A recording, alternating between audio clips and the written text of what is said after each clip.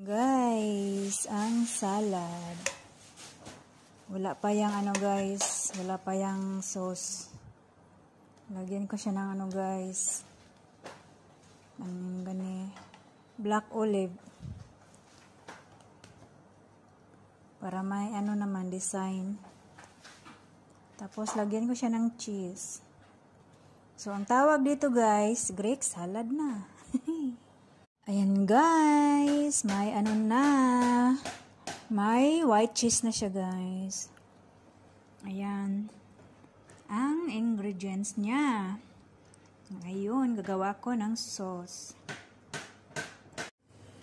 Ayan guys, ang feta cheese. White feta cheese. At saka yung black olive.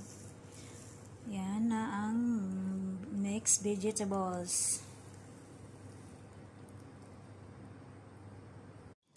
So, ito na guys, ang sauce ng salad.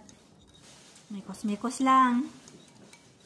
Nilagyan siya ng guys, olive oil, at saka lemon, asin, at saka sugar, at saka na balsamic vinegar.